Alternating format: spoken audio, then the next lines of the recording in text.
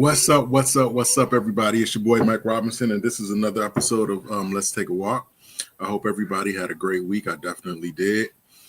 Tonight, as usual, we bring you the most interesting and thought-provoking and booked and busy and impactful guests that we possibly can. And tonight is no exception to that rule. Tonight we have Miss Shawnie Miller-White.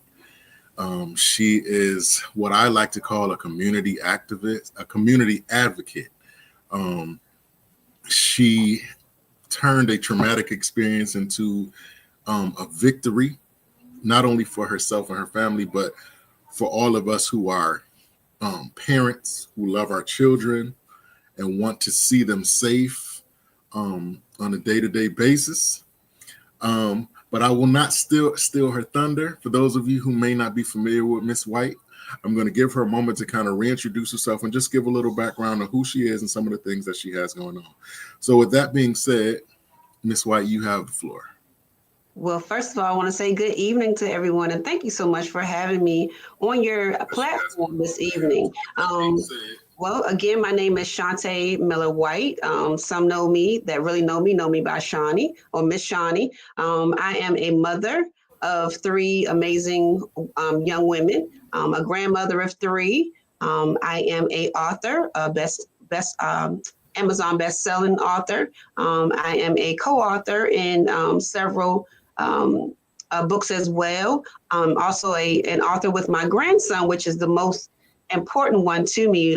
He's 10 years old now, and he was my co-author on a coloring book in English version and in Spanish. That is a daily affirmation, which I stand on, because I always talk about speaking into yourself. And so we have to teach our young ones, it's never too early to speak life into them. So we have a coloring book. I'm a motivational speaker.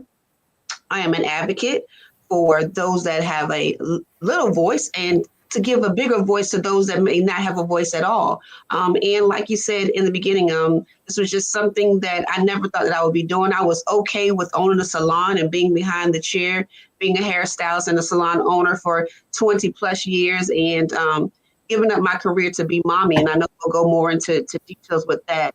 I wear so many hats, I can't even begin to think of everything that I do, but I'm just grateful to have the gifts and be able to be a vessel to do the work that I'm supposed to do in my purpose.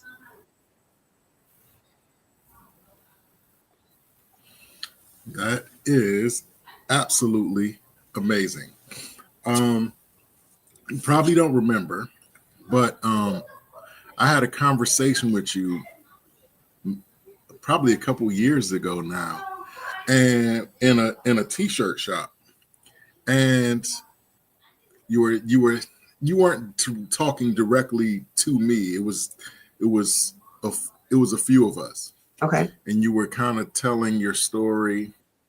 Okay. And I was just so amazed by your story and how you turned it into something powerful. And I still have the card that you gave me. Oh my goodness. After all those look at that. All those years, I still have the card.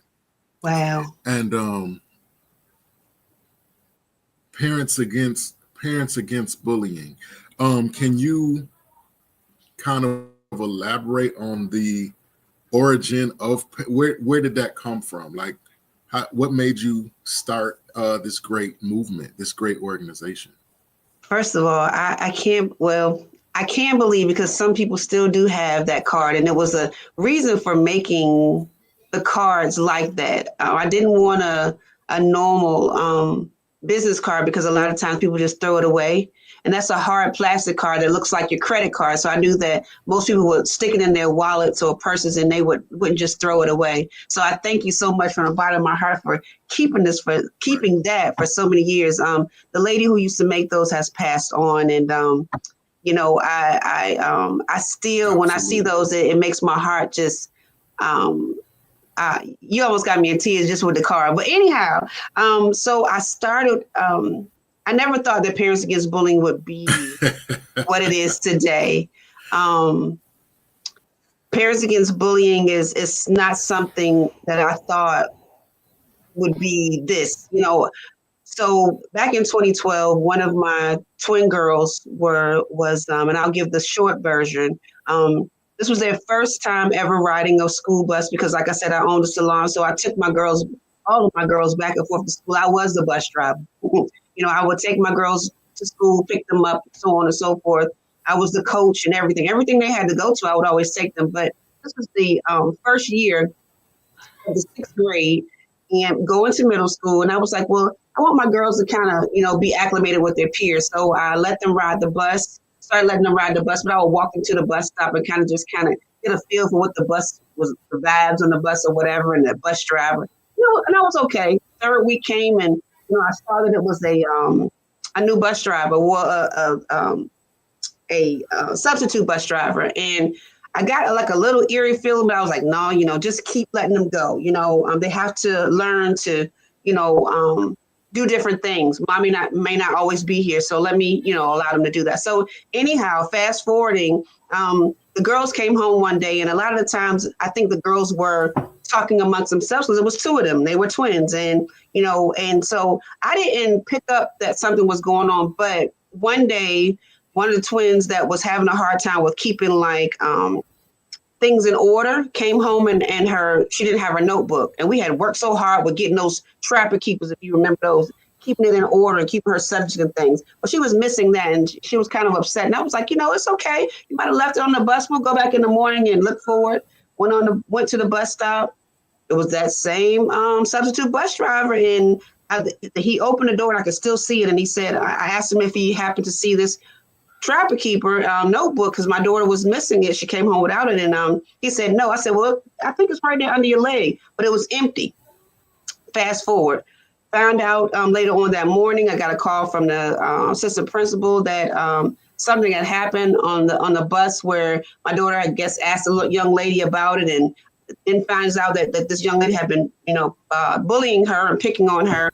And fast forward again, the principal had a discussion, but still put that same little girl that she found out had taken the notebook, had thrown all my daughter's notes out of the school bus window or what have you. And she put it back on the bus that afternoon. And something told me during the day, go get them, but I didn't. I just stood at the bus stop and waited for them. Well, this young lady kicked my daughter in the head for a total of 17 minutes on the school bus.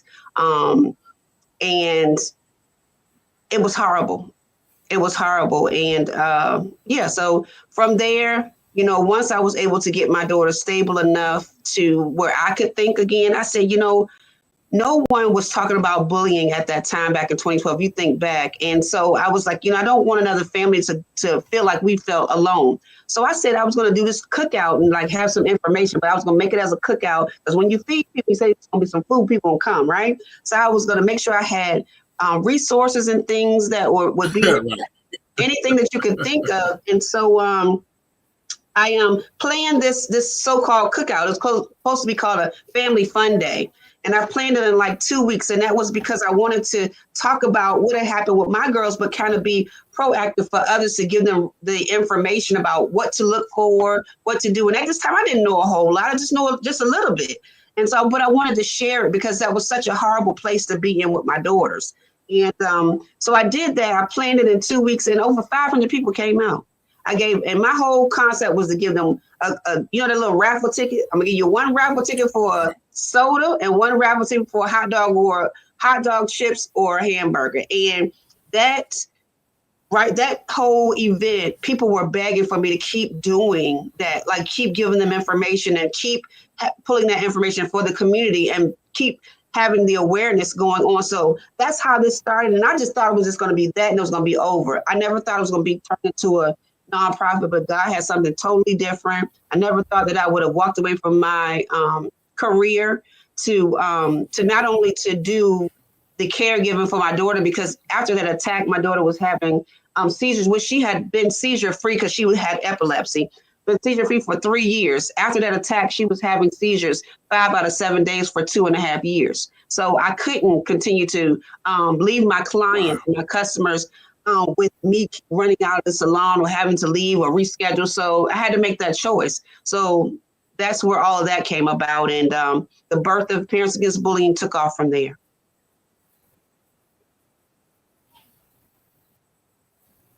Wow. Well, like I said, when I heard that story, I was like mortified because I have a daughter myself. She's 13. Shout out to Brianna. Um, and I thought to myself, I mean, I still think to myself to this day, like what I would do if something like that, happened to, my daughter. What was your what was your goal for Parents Against Bullying? Like what is the function You mean then or now? now? Now, okay, well, our whole mission is to, of course, embrace and be proactive in a proactive stance, to educate people on anti-bullying awareness and to advocate for it as well for the youth and their families. And so, even though it's something that's reactive to our family, and that what happened to my family, it's we're trying to continue to have the proactive approach so that hopefully, prayerfully, that more people will be able to see the signs and have information so they can be, go head on, grabbing that bull by the horns to go ahead and handle it before it gets to a place to where, it did with my family. So that's our whole mission. And that's been for the last 13, 14 years. And again, and our objective is to, elevate and educate on the awareness and surround people and including the students and making sure that it's an effective mentoring and any other resources and programs and connections that we can connect our families and our youth with to be able to assist them because hurt people and I know it's like a cliche, but you have to also find out what's going on, and we don't leave out the person that's doing the bullying, because of the fact that they're screaming out for help too. So we try to do that wrap around thing because we want to make sure Right. that we don't leave anyone out. So back up a little bit. What happened to the girl that was the perpetrator? Like, was she held accountable for what she done, or like what actually happened? Well, I will say back then, when we went to court, because it did end up going to court, and this was like her first offense, but she was in court for more than one thing at that time. And I people think that it was crazy, and I know my daughters thought it was crazy even back then. But I asked the judge, well, I asked the attorney that was handling on our side if she can ask the judge, or if I could ask the judge if I could be her mentor, because the fact I saw in court that she couldn't lift her head up, and or she didn't lift her head up, and she didn't even know my daughter's name, and I was just like, why is she so angry? Can I be that one to, fix her hair, let her come to my salon, let me do her hair, and, things like that. But it was a slap on the wrist, to answer your question. Years later, I happened to see the one of the attorneys that was handling or the probation officer in in the juvenile system, and they remembered me and just said, you did make that statement that if we don't grab it now, it's going to get out of hand. And there was a long rap sheet by that time. So I have no idea where she is to this day. I don't know what's going on with her to this day. I don't inquire, but it was just a slap on the wrist in the beginning. But it was the first of many things that she did. Wow. Well, again, wow. Well, I applaud, I applaud what you've done. Like I said, I don't know how, how I don't know if I could have handled it with the grace that you have up to this point. It was what has since then, what, go ahead. No, I was going to say it was nothing but the grace of God, because their father didn't take it like I did. I had to talk him down a whole lot of times. How I was so, I think I was so worried about the well-being of my daughters, both of them, the one who was attacked and her twin, their mental state, because they were 12 at the time, and 11 going on 12, something to that effect. But to hear your daughter at that age, or your child period at that age, to tell you that they don't want to live anymore, or they're not going to wake up in the morning because they just don't want to do this, and they don't understand, because that was my social butterfly twin. Like, she thought everybody was supposed to just get along. That was the most hurtful thing. And so I don't think I had time to concentrate on the other child at that time. I had to concentrate on my own, to make sure that she knew that we were there for her, and that we were going to, that I was not going to leave her side no matter what.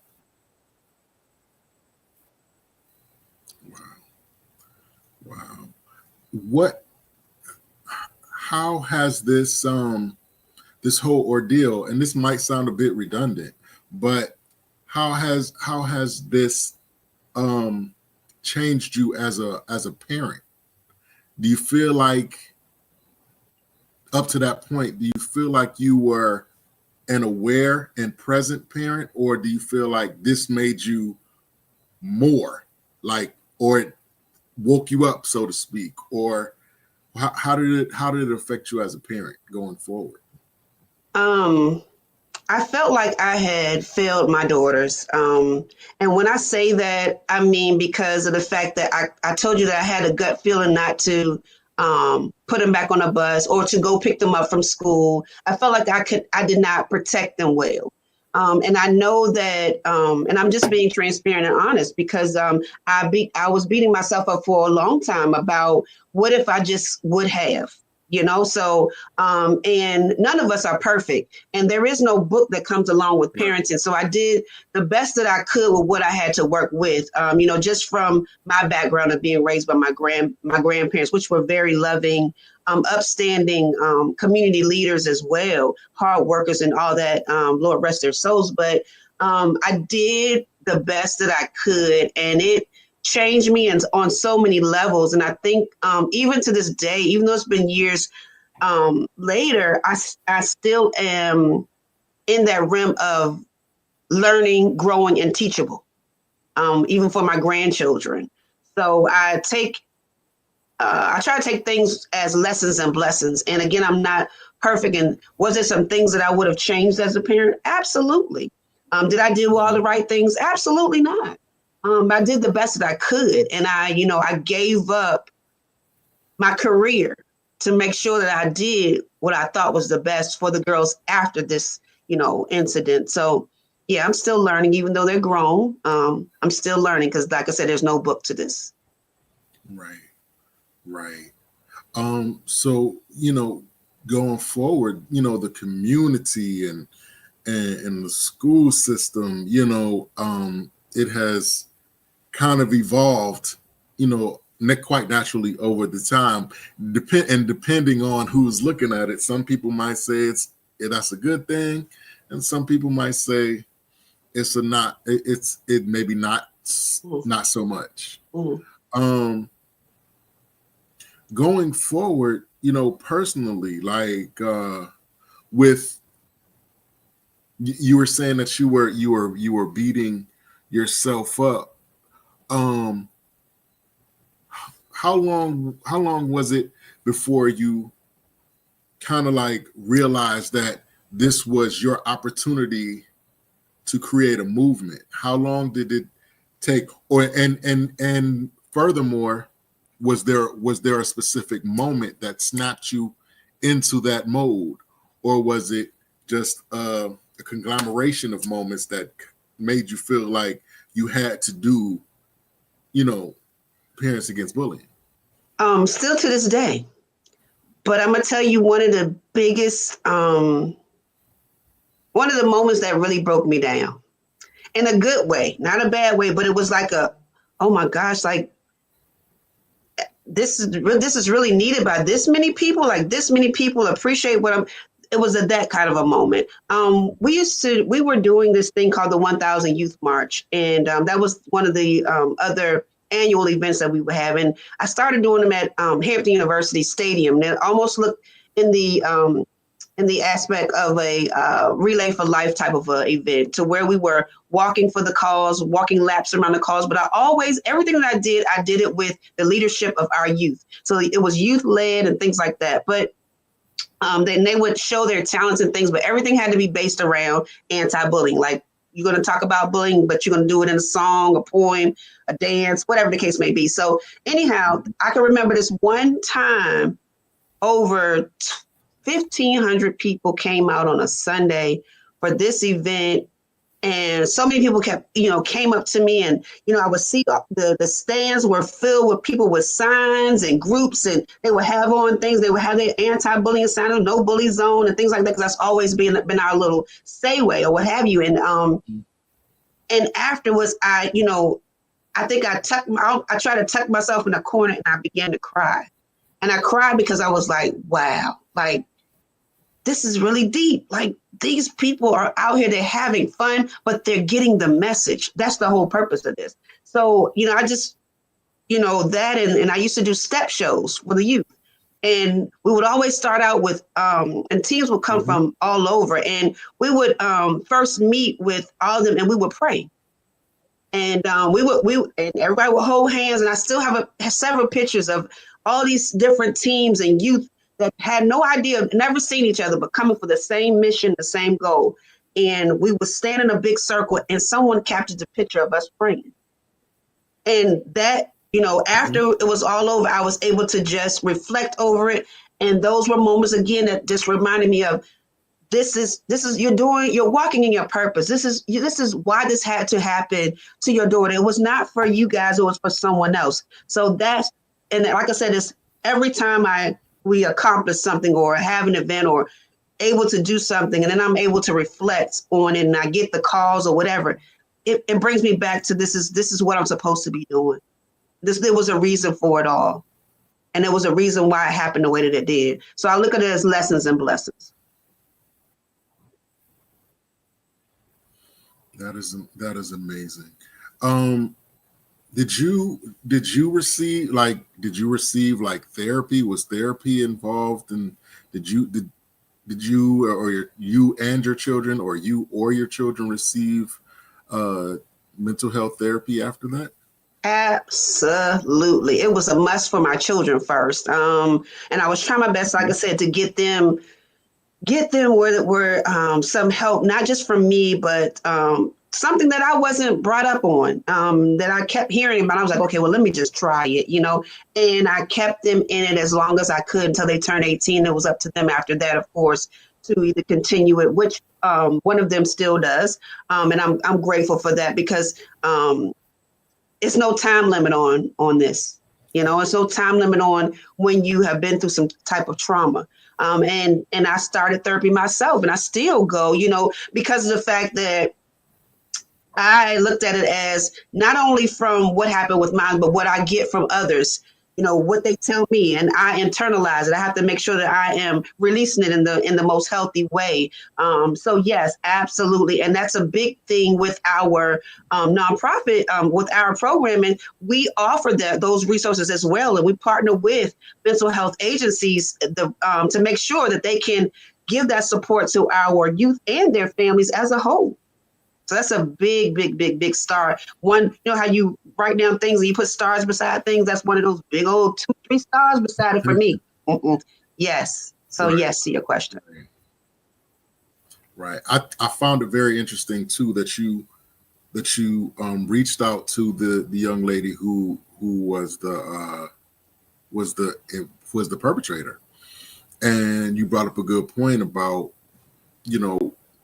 what drives a child to be so angry and so filled with rage or disdain or whatever you want to call it to do these type of things. Since you started Parents Against Bullying, like if you could name one memorable story of a victory story of somebody who may have benefited from it, like what was, if you could name one, what would that be?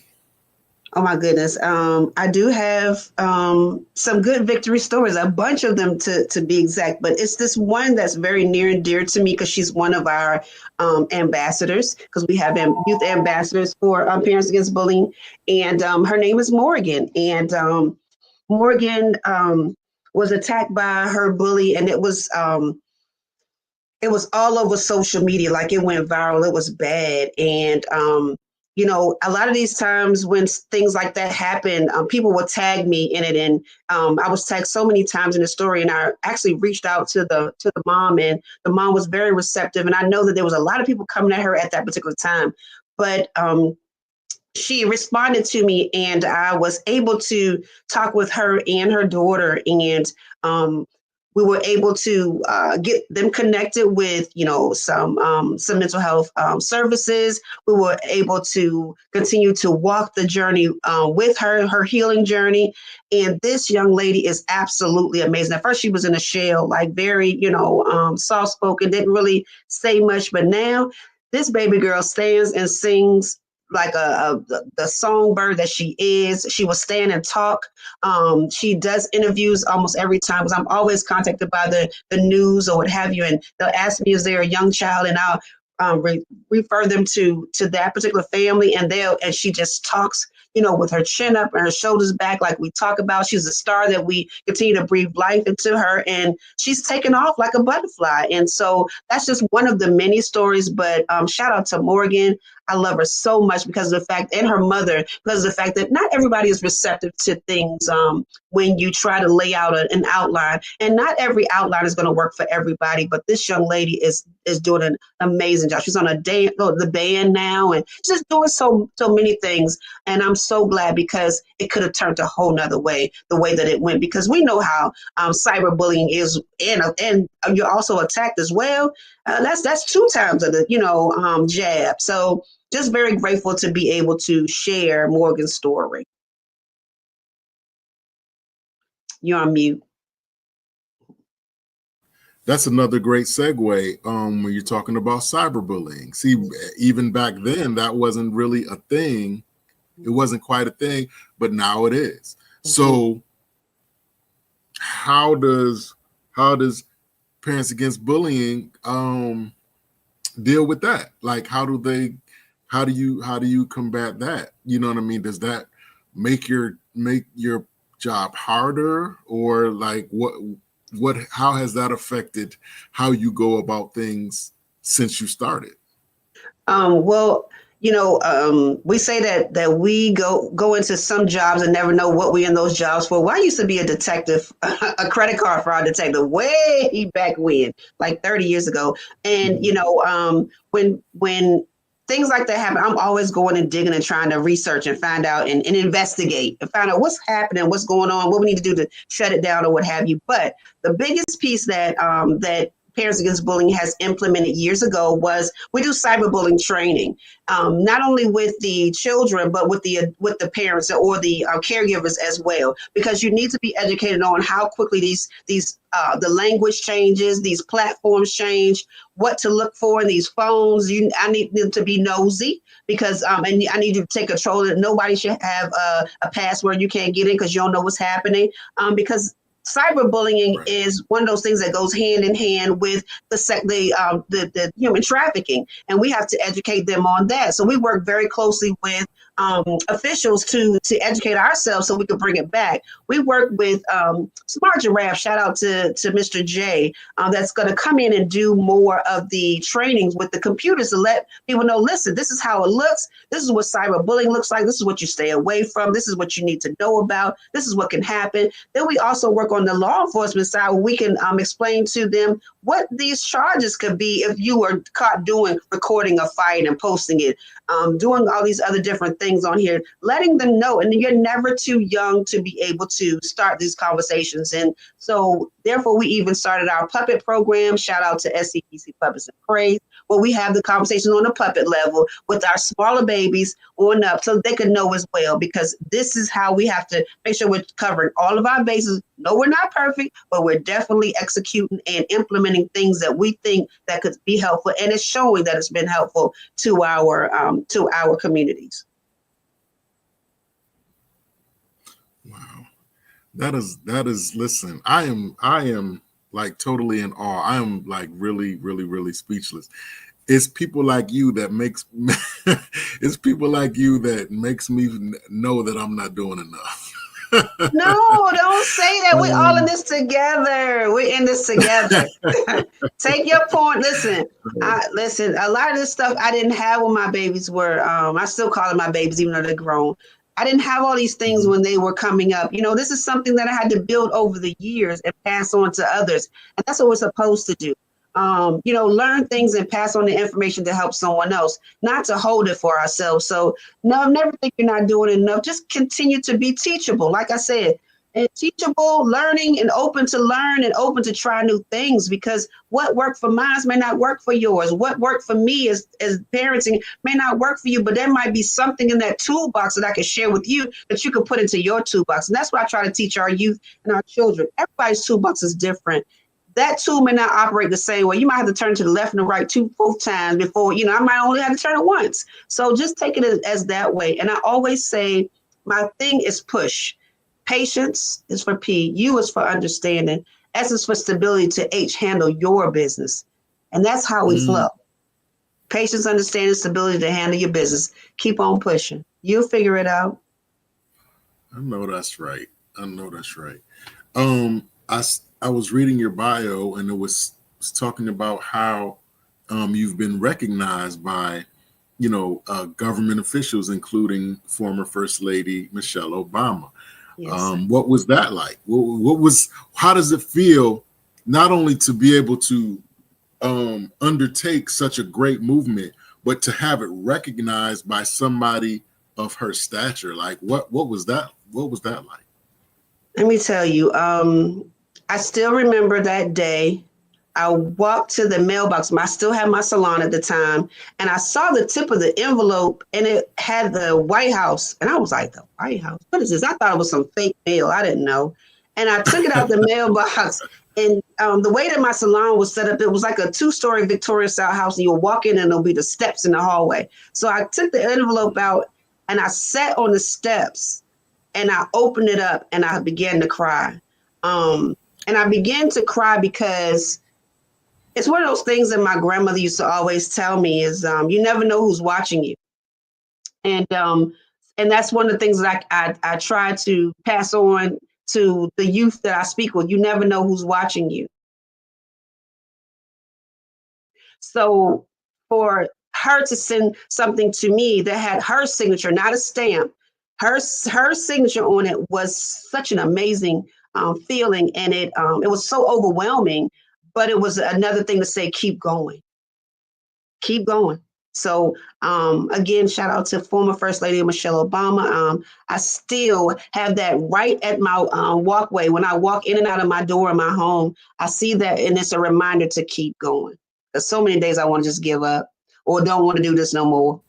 This is not easy. I mean, we make it look good. Well, God makes it look good. And so I'm just grateful to have that piece of momentum to say, keep going.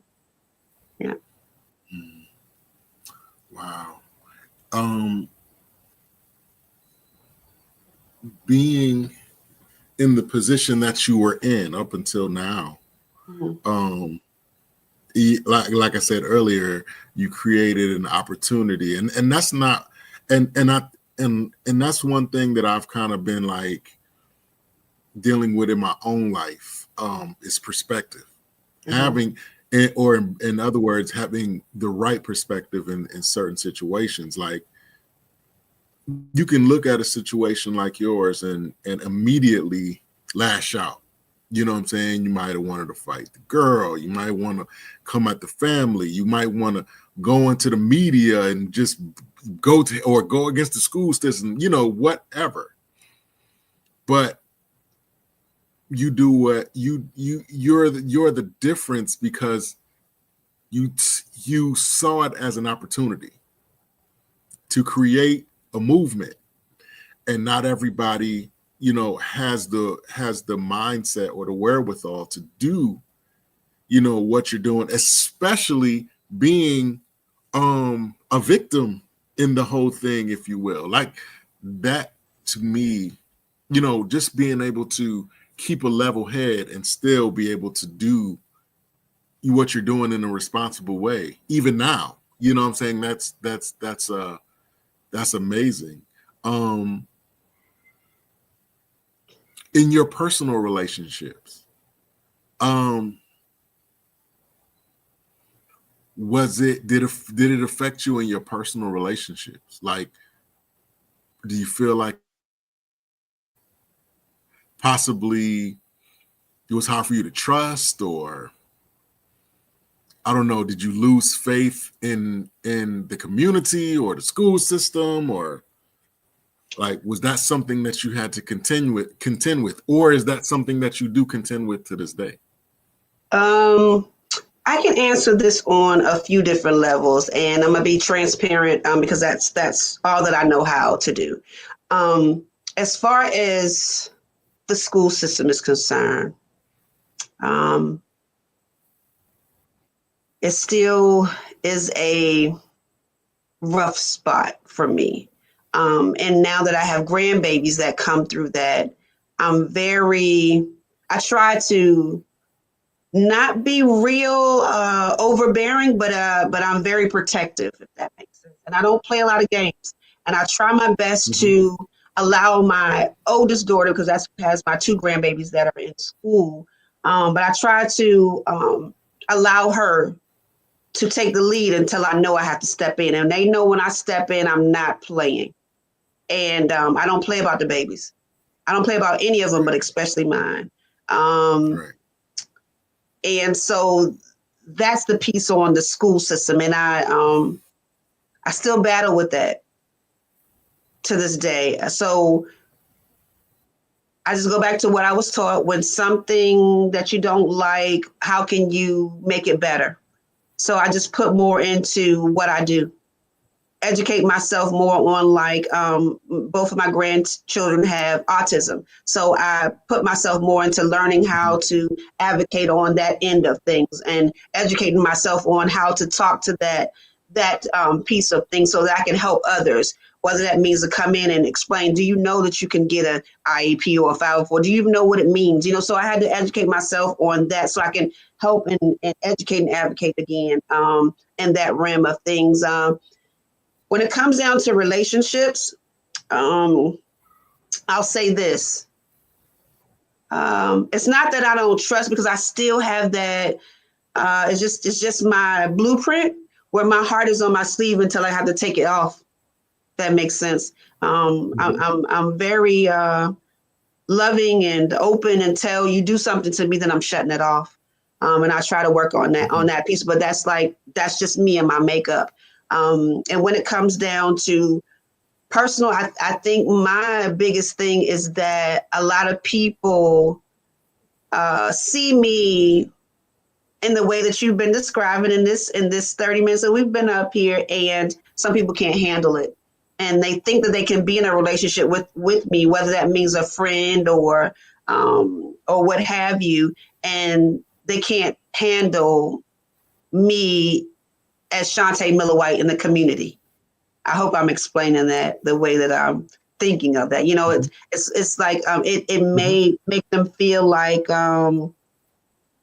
they may not be able to be equal to, but I'm not that type. I'm such a loving person and fun to be around, but I'm serious about my business though. So if you can't handle that, then you can't handle me. Right. That's all I got. Right. I mean, yeah, I totally get that. It would take us, it takes a special type of person to be able to allow you to shine your light. Because I guess on a certain level, you are somewhat of a celebrity. On a certain That's level, what they say. you know what I mean? And a lot of people, yeah, and people want your time. They want to hear from you. They want to glean from you. They want to learn from you. They want to be influenced by you. They want to stand next to you. You know what I'm saying? So that has to be a very challenging thing for anybody who has any designs on being, in Shantae's life. Absolutely. At this point, of your career and your movement, when you hear the word forgiveness, what does it mean to you? I feel like you can't move forward and you can't receive the things that are ahead for you, the blessings that are ahead for you if you don't forgive. If you can't forgive, then not saying that you're going to forget, but if you can't forgive in your heart and you can't move forward on all of the goodness that's there for you, way ahead of you that you can't even see. And that's just been something that was instilled in me and something that I try to do my best at forgiving and moving forward, because if you get stuck in it, you may miss out on everything that's, all of the goodness that you have, ahead of your journey, in your walk and your purpose. And you can't get stuck. I think one of the things, even in the midst of this, and I'll tell you this, I take this so serious about advocating that I remember being in the hospital, and I've shared this before on other platforms. I remember being in the hospital. I was diagnosed with head and neck cancer, and I went through a 12.5 hour surgery. And they said I wasn't going to talk anymore, and I was on the phone after my surgery the next day with all these tubes running, and it was a mom on the phone crying out for help, and I was whispering, but I was giving her all I had and trying to give her step by step on what to do, and plus listening to her and trying to comfort her and, tell her it's going to be okay or what have you. The doctor walks in, he's like, Miss Miller, Miss Miller, why you have to hang up? I was like, no, just give me a few more minutes. I just got to. So I'm telling you to say that's just how hard I go for. It doesn't matter age or color. None of us are exempt from this that happened to my daughter. And I've sat with so many mothers that lost mothers, fathers, grandmothers, or whomever, family members that lost their kids, that can't, I couldn't be there to kind of give them the proactive blueprint, right? So I feel like when they come to me, I have to give my all, like I would have wanted somebody to give to me back then, but I didn't have that person. So I try to be that person to as many as I can. And when I tell you that I talk to people all over the world, I had somebody to call me that told me they saw Parents Against Bullying information on a show. I can't even remember the name of it. It was on Oprah's network. God, what was the name of the guy that used to do a show? I can't even think his name. Not Phil Donahue. It was somebody else. Anyhow, and I was like, what? You saw us on that? And I was like, okay, well, anyhow. And it was, it was a Caucasian man, but he was pleading, like, can you please help me? And, if I would have had the money, I would have flown there and walked them through every single thing, but I had to do it via phone. But I'm just saying to say, I try to give my all because I wish I would have had a me during that time in 2012 when it happened to my daughters. I wish I would have had a me. So I just try to do my best. I know I can't save them all, but I try my best to give my best. And that's all I can do.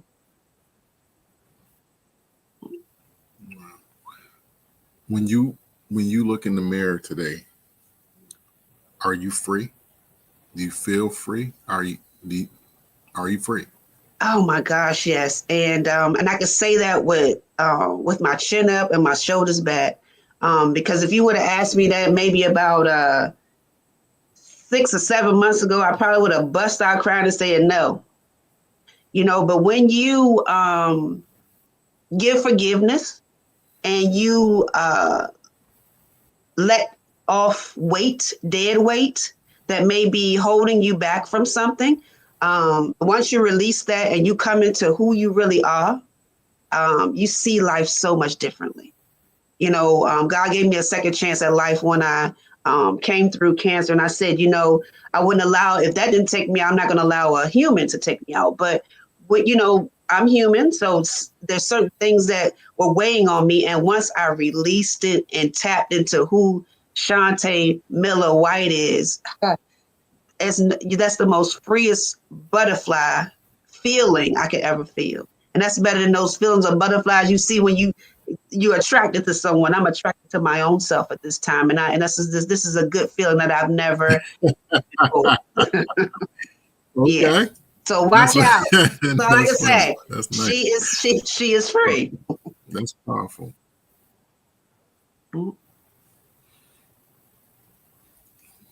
That is powerful. What would you say is the most common misconception that people have about you? Uh, that that I never have had dark times because they see me dressed up, they see me laughing, they see me smiling. I am human. I've had dark moments. I've had dark times that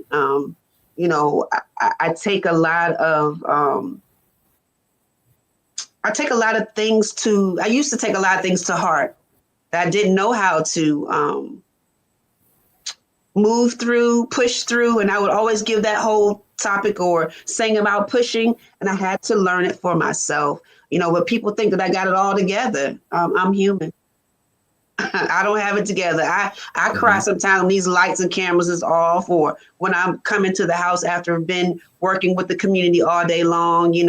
I want to not lead when I get home. I would love to take the cape off and put it in the closet and somebody else to lead. But that's the perfect world in which we don't live in a perfect world. But I know what's for me is going to be for me. So I just that's what I think that people have the misconception about. Hey, oh, she always dressed nice and she looked nice, baby. Not all the time. It's like Right, right. Doing what you do. Um, Again, people are pulling on you for different reasons, different intentions, and these different things. How hard has it been for you to establish boundaries? Ooh, that's a good one. Or do you have any? Oh, absolutely. Now I just told you about this free butterfly. I'm learning. I've learned my with a good counselor and a good therapist and getting closer to God. I have learned how to set my boundaries and be okay with it. At one time I'd be like I thought that I had to do everything for everybody because that's just been what I've Right. done all my life. Even before Parents Against Bullying, I was always that go-to person in the family, even as a young person. So, learning boundaries and learning the word and learning that it's okay to say no and no is a complete sentence. And that I was okay with if they were going to be upset or if they thought whatever, I was going to be okay with that. That's something that after I turned 50, I started really growing into that. So, yes, I know my boundaries now. Right. Right. Um, for the, do do you ever have to contend with unrealistic expectations? People, because they've seen the things, people have seen what you've been able to accomplish in a relatively short time. Mm. You have made strides in your community. You've written books. You've even gained the attention of presidents and government and all these things. Do people sometimes expect more of you than what you actually can deliver the funny thing is based off of your successes?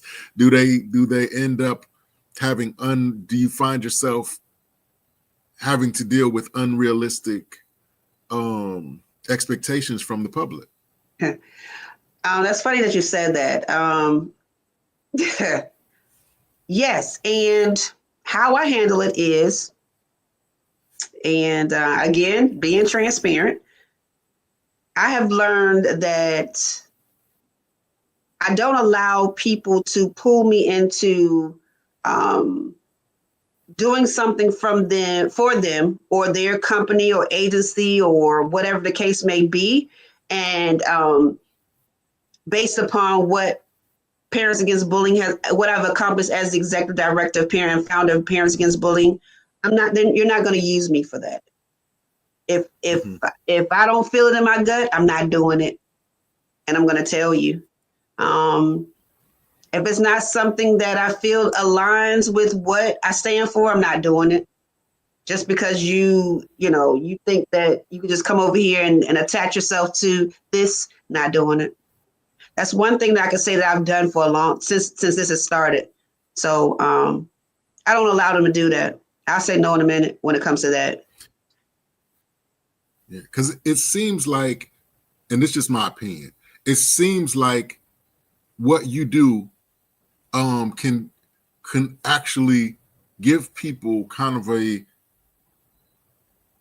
Al Sharpton type of Al Sharpton type of opinion of you. Like anytime, so in other words, anytime something happens with bullying, they expect Shawnie Miller to show up, whether it's in Georgia or Texas or, you know, whatever.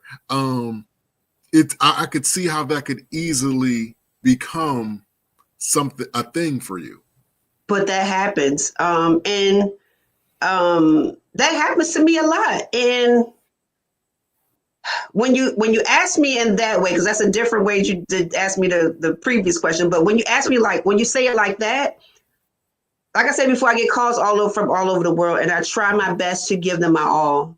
And a lot of the times, I'm able to get them on the right track to get it resolved or get help to where it's much better than the way that they came to me, if that makes sense. That's not me. That's God. I did have.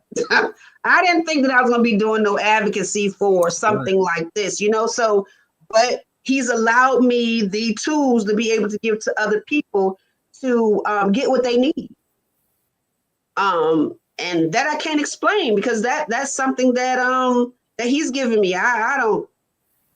To this day, sometimes I be like, how in the world did that happen? Well, it happened because this was given. This is your purpose. You're walking in your purpose. I'm being obedient to do what I'm supposed to do. So that's how that works. But listen, the news calls on me for all the bullying. Other news outlets. I mean, I've been called from the Capitol, the national news desk. I get calls from all the time. CNN. Atlanta, Texas. So many places overseas. So, the list goes on. A lot of people don't even know how much or how many times I'm on the phone. I had to get a second phone line and learn. I'm trying to be obedient to turn my work PAB phone off and have a separate phone so that I can get me some time, if that makes sense. That's just how much. And I don't even, and most people don't know that. Because I used to constantly almost talk 23 out of 24 hours. I had to learn to stop. Yikes. Wow. Yeah. And I guess that's kind of why I asked you about the whole boundaries thing. Because that, like I said, that's the type of the type of advocacy that you're doing does not have a time clock. Oh, absolutely not. These things are happening every minute of every day. Absolutely not. Whether it's that's definitely like I said, that makes it all the more remarkable that you're able to do what you do. Thank you. At its peak, if you could have it your way tomorrow, at its peak, what would Parents Against Bullying be? Oh my goodness. I want my own charter school, a building to where we can house all the programs that we have to offer and expand, be able to expand. That's one of the things that we have a thing because we don't have our own building. We have to, partner with people and utilize their spaces. So I would really love to have my own charter school and little community area to where we can, like I said, do our programs as well. And just be able to connect with other partners to add wraparound services. So that's the biggest goal and the dream that I have for Parents Against Bullying. And to be able to, we're nationwide, but be able to travel nationwide to start this program in other places and have a digital curriculum for places that we can't go to, can't touch because we can only be in one place at one time. But that's the biggest goal and prayer that I have for Parents Against Bullying. Wow, that's amazing. This is my final question. I know we just kind of scratched the surface of everything, so you definitely gonna have to come back. Okay. There's no way around it. Okay. This is my last official question for this night. Okay. And here it is. It's a question I ask all my guests. So just take a moment, think about it, and give me the most honest and transparent answer that you can give me. Okay. What would have to happen in your life, if it hasn't happened already, for you to consider your life a success? What does success look like for you specifically? Ooh.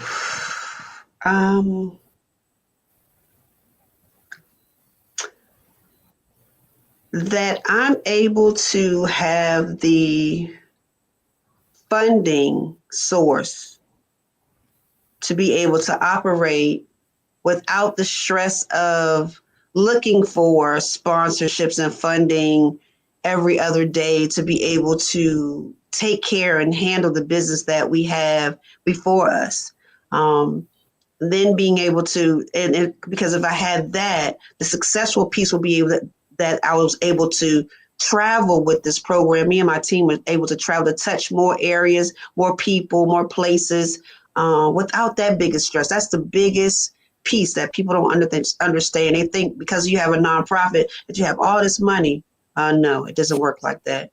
So if we could just have that blessing to be connected to the right funding source, so that we won't have to worry about that piece, so we can handle our business effectively, handle our programs effectively, grow our programs effectively. That will be the biggest success story that I can see, that I would love to have, that I would love to just come to life. So that's all. That's it. So tell me, what's next for PAB? Any events, any movements? What can we look out for? Oh my goodness. So look out for our continuous puppet program, puppet shows, and girl talk and gent talk mentoring programs, and even workshops for the parents. We'll be having some, like I was talking about, cyberbullying training and some entrepreneurship training coming up in the next in February and in March. So please stay connected to our website for that. Please make sure that you go in and support us by, purchasing the books, the Let's Push a Guide to Combat Bullying. I have the first book I have right in front of me, and you can get that on Amazon, Barnes & Noble, or go directly to our website, www.pabkids.org. And I'm working on another book. And I hold that part, but yes, that's what we have going on right now. And look forward to October. We're going to bring back our 1000 Youth March, and I'm excited about the partnership with Hampton University that we'll be announcing again, to the expansion of it. Right now, we have a partnership with the men's basketball team that we have a no bully zone area at all of their home games. So I'm excited about the expansion and what we're going to be announcing soon for that. And just a couple of other partnerships. Sky Zone in Hampton at the Peninsula Town Center. Shout out to Peninsula Town Center for having the no bully zone signs in their playground, because every 7 minutes bullying happens on the playground. So that's why it's important for us to have the conversations at an early age. So look out for more of those to come. Awesome.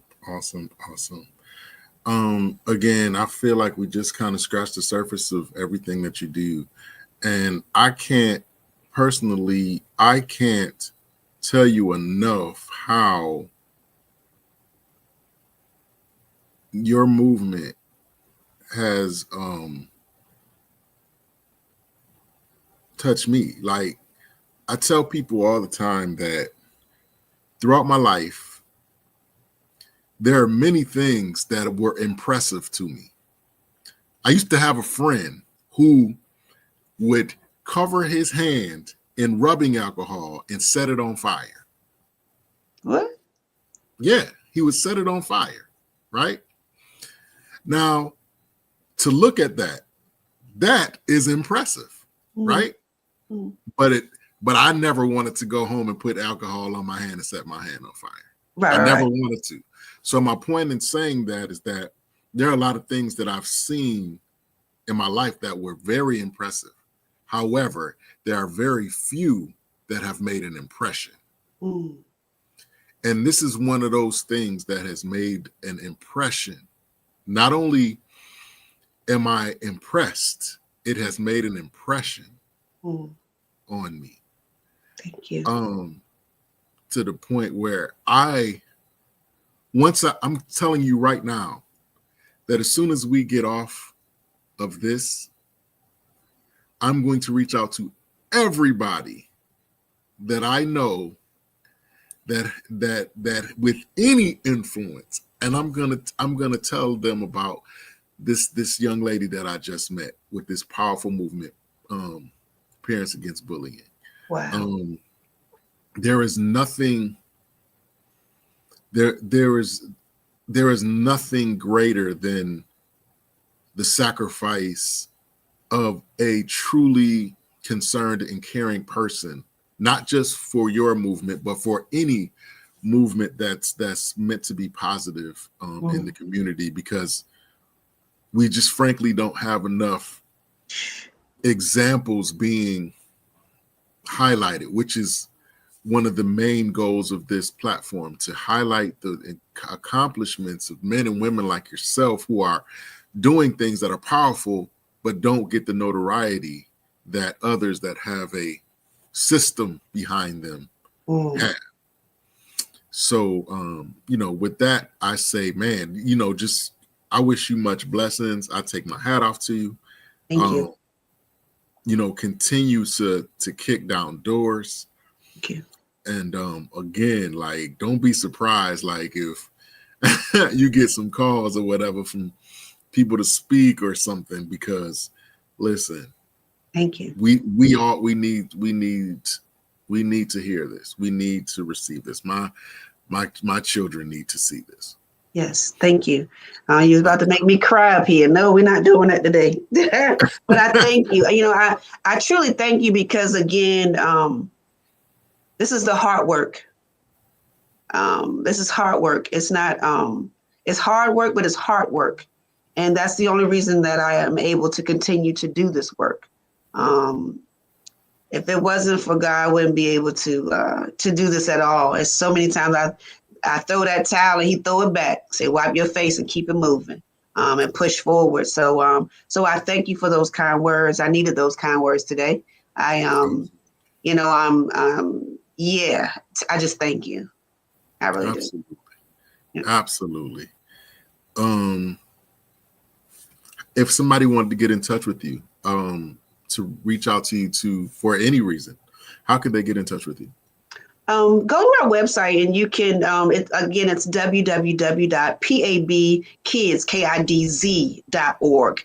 And you can contact also by phone 757-329-2859. And you can follow us on all of our platforms. On Instagram, it's Parents Against Bullying, and on Facebook is Parents Against Bullying VA. We are international, so don't hesitate if you need to reach out to us by any means. Please, please, please go to one of those sources and contact us. Well, Ms. White, I want to thank you again for coming on the platform. We truly appreciate it. And I want to extend to you an open invitation anytime that you want to promote something, talk about something. We do all types of panels on this show. I would love to have you back. Again, I want to extend to you an open invitation for you to come back at any time so we can continue this conversation or start a new one. That's fine. Absolutely. Anytime. Just let me know. All right. So with that being said, I'm gonna let you go. But like I said, I wish you many blessings on everything that you have currently and everything that you're going to do in the future as well, because I just see so much more taking place, so much more strides, being made. Thank you so much. Just keep the faith. I will. Thank you. Absolutely. You have a good night and a great weekend. You do the same. Thank you. Mm-hmm. All right. So there you have it, guys. Another amazing guest. Shout out to Miss Miller. Miss Miller White. Her movement, Parents Against Bullying, powerful, powerful, to say the least. I have a daughter, and it's not that it's just about my daughter, but it just kind of hit home. It kind of hit home, and it's kind of a wake up call to us parents who send our kids out, to middle school and elementary and high school and even college. We wish that we could be with them every second of every day, but we can't. It's impossible. If you're like me, we got bills to pay. We got different stuff that we have to do. However, it's things like Parents Against Bullying that makes us feel a little bit better about,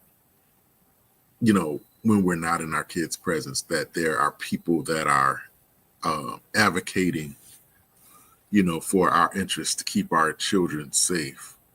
I cannot say enough about, this movement. This woman sacrificed her life, her business, her time, her health, to be an advocate for the community and do something that truly makes a difference every single day. Many of us talk about it, but there are very few who actually make moves. So with that being said, it gives a new meaning to my signing off. Like I usually tell you guys, if there's something that God placed within your spirit to do, if it's something that you dream about, that you think about often, so clear that you feel like you can touch it, I tell you to step out and do it. Like the Bible says, the right division and make it plain. A lot of us, we feel like we're hamstrung based off of our finances or our time or whatever. But I know personally, I can tell you that where there's vision, God makes provision. When people see that you're serious, you're passionate, and you go about and you do things in an excellent way, they usually invest. They usually sow. They usually help out if they can. You know what I mean? So again, where there's vision, God gives provision. So I encourage you, if it's a script, if it's a song, if it's getting a degree or a certain job or a certain career, I encourage you, step out now, because this is the moment. This is the time, more than any other time in your life. This is the time that you go forth. This is the time that you make that move, because if you don't, then there are many of us. I truly believe that there are remnants of folks that are attached to each one of us, and they're depending on each one of us to do certain things and make certain decisions, to go left, go right, up or down, and it's attached to their destiny. So if we make the wrong decision, it could delay, or even derail the destiny of others. And so that when you think of it in that way, that's makes it all the more important to hear the voice of God, or whoever you serve. But over here, we serve God unapologetically.